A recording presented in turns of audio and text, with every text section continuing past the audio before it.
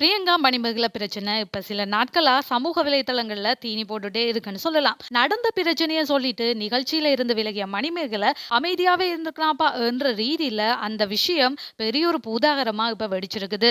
மணிமேகலை அடுத்தடுத்து போட்ட வீடியோக்கள் பெரிய அளவுல சர்ச்சையாக, அதே நேரத்துல மணிமேகலைக்கு ரசிகர்களோட சப்போர்ட்டும் அதிகமா இருந்த நிலையில, பிரியங்காக்கு விஜய் டிவியோட ஆர்டிஸ்ட்கள் நாங்க இருக்கோம்ப்பா சப்போர்ட்டுக்கு என்ற மாதிரி நிறைய விஷயங்கள் சொல்லியிருந்தாங்க. இதுல குரேஷியும் சகிலாவும் நேருக்கு நேராவே மணிமேகலை மேல நிறைய குற்றச்சாட்டுகளை வச்சிருந்தாங்க.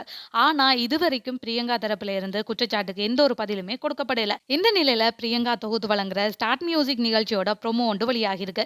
இந்த ப்ரோமோட தொடக்கத்திலேயே ஜெயம் ரவி நடிச்ச பிரதர் படத்தோட மக்கா மிஷின் பாட்டை தான் ஒளிபரப்பு செஞ்சிருக்காங்க. அது மட்டும் இல்லாம அந்த நிகழ்ச்சியில கலந்து கொண்டவங்க எல்லாருமே பிரியங்காவை தலைய மேல தூக்கி வச்சு கொண்டாடுற மாதிரி அந்த ப்ரோமோ வீடியோ அமைஞ்சிருக்குது. அதிலுமே நடிகர் பாலசரவணன் இனி எத்தனை வருஷம் ஆனாலும் நீதான்ப்பா விஜய் டிவியோட பெஸ்ட் ஆங்கர்னு சொல்லி வேற இருக்கிற இந்த ப்ரோமோல பிரியங்காவோட அட்டிடியூட் எல்லாமே மணிமேகலை இந்த குற்றச்சாட்டுக்கு பதில் சொல்ற அளவுக்கு போயிருக்குது.